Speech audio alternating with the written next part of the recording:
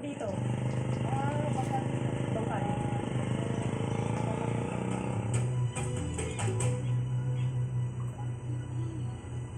Mula sa baybayin kung saan kami bumaba sa balsa, una muna namin pinuntahan ng nag-iisang homestay sa isla para saglit na makapagpahinga at makakain na rin ng tanghalian. Pasyal ko po kayo mamaya. Sige po, sige po. Magano muna tayo? Hindi isang pangkaraniwang atraksyon ng Babuyan Claro. Ang isla at ang katubigang nakapaligid dito ay tinuturing na ancestral domain ng mga ibatang matagal nang naninirahan sa bahaging ito ng Kalayaan. Bago pa man namin ituloy yung pag-iikot sa isla, kinailangan muna namin dumaan sa Ibatan Tribal Council para makapagparehistro at maipaalam na rin kung anong sadya namin. Andito po tayo sa sentro nitong barangay na kung saan makikita po natin yung mga kabahayan na gawa sa iba't ibang klase ng materyales. May mga gawa sa semento, pinagpatong-patong na bato, at meron ding gawa sa light materials. Pero yung mga gawa sa light materials, makikita po nating sira-sira. Sa ngayon kasi, unti-unti pa lang sila bumabangon mula nung dumaan yung malakas na bagyo dito.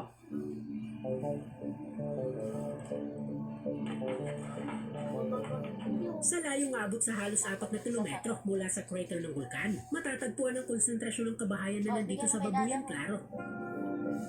Yan daw yung makausap na sabi Makikita din dito ang mga eskwelahan, barangay hall, simbahan, at mga ganitong hagdang palayan.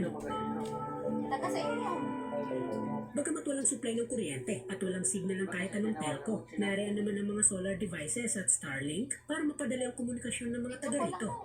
Pag sir, ganitong summer, maganda yung biyahe. Pero pag September hanggang February na, pahirapan na yung biyahe. Malakas na yung mga talon. May mga pagkakataon po ba na yung wala talagang nakakapasok tsaka walang nakakalabas? Ay, oo, sir. Meron. Tulad nung sir, dumaan na bagyo. Walang din kaming na walang nakakapuntang mga bangka rito kasi nasira. Buti na lang may mga nagdala ng relic dito, no? Mga chopper. Dito dyan. Hindi nga, magkakira eh. 6 na kilometro mula sa sentro ng kabahayan, matatanaw ang dahilan kung bakit unti-unti nang nagiging popular ang Babuyan Claro. Sa biyahe pa lang namin sa dagat papunta rito, kita na ng klaro ang isa sa mga bulkan na matatagpuan sa isla. Matagal-tagal ko na rin plinano na makarating dito, kaya naman matapos namin maikot ang sentro ng barangay, agad namin inumpisa ng biyahe papunta sa paanan ng dambuhalang bulkan. Lungsod. Tanong mo dyan sa lungsod na may Nung sa sentuna, nagkakanga ng to. Start.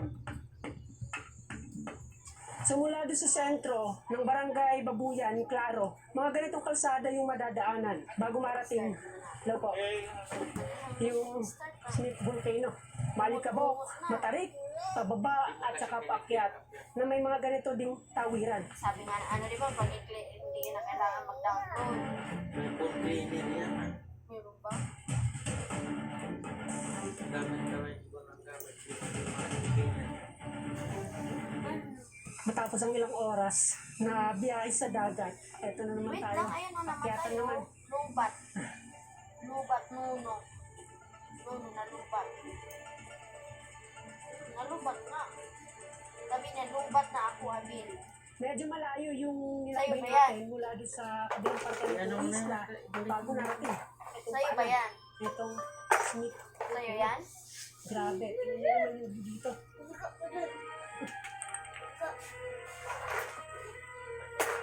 O, bakit ako to? Abil ng puti. Sa taas na abot sa halos 700 metro, matatagpuan sa kanluran ng Babuyan Claro ang isa sa mga bagong volcanic features na nasa kapuluan ng Babuyan. Sa 7,000 hektarya na sukat ng isla, nasa megit 1,000 dito ang sakop na ng bulkan, kung saan naman makikita ang ganitong tanawin. Sa paanan na itong bulkan, Nabigyan mo na lang mga yung isa. ganitong bato. Ito yung mga bato na nanggaling Yung sa hinawakan mga niya. bulkan. Kumaliban po dyan, ito pa yung isang bulkan. Oo, magsugat ka, oh. Babuyan Claro. At itong dalawa daw, ito daw yung mga aktibong bulkan na andito sa isla. Hindi po kalaki yan itong isla, pero tingnan niyo naman kung gaano kadambuhala, kung gaano kalaki yung mga bulkan na makikita dito.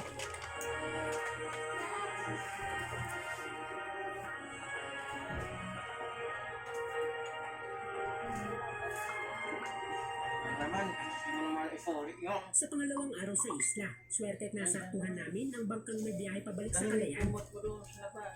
Wala daw kasiguraduhan ng susunod na biyahe kung kailan, kaya bagamat limitado ang oras ay sinubukan naming mapuntahan ang ilan pang mahalagang lugar sa Babuyan, Claro. Halimbawa na lang itong paaralan na animoy nasa isang ghost town. So ito bale ang ginagamit nating administration building, yung ng mga teachers, dito rin yung mga gamit namin noon, pero nasira lahat yung mga gamitan niya, mga laptops natin, mga smart TV, bumagsak lahat nung bagyo. Kasi dito namin tinambak dahil alam namin safe, pero siyempre makita mo naman wala ka talaga may sasalba pag ganito yung So dito nakikita rin yung 22 na teachers ng senior sa junior high school. Ito yung room ng grade 7. Totally nasira. Yung mga upuan lang yung na-save natin. Actually, kompleto na ito dati. At yung mga windows niya sa door, nasira rin. Mahirap na nga yung pagtuturo pag yung regular na meron kang building, meron kang siluan. How much more ngayon na parang mga mga ibon na kung saan ka pumapasok para lang may lilim yung pupuntahan. Yung mga teachers nagdo-double efforts sila para maibigay yung tamang edukasyon sana sa mga bata. Kahit ganito na yung nangyari, hindi tumigil yung edukasyon sa Babuyan Claro Integrated School dahil gumawa tayo ng paraan. At nagpag-ugnayan tayo sa mga ibang stakeholders natin outside the island. At naman sila, tumuot sila, nagbigay sila mga temporary dining shelter ng mga trapal. But then, mainit din pag ganitong araw eh. Nakahamper pa din yung delivery natin ng education kasi nga, yun na, limited, very limited. But merong tuloy-tuloy na pagtuturo yung mga teachers.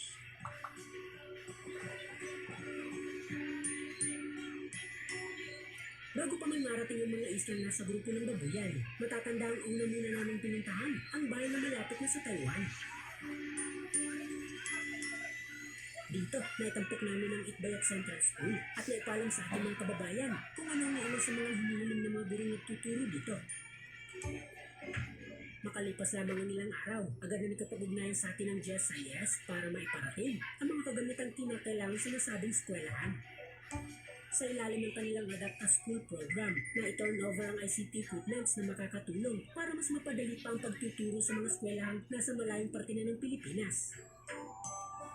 Wala man sa aktual na seremonyas, napakasaya naming makita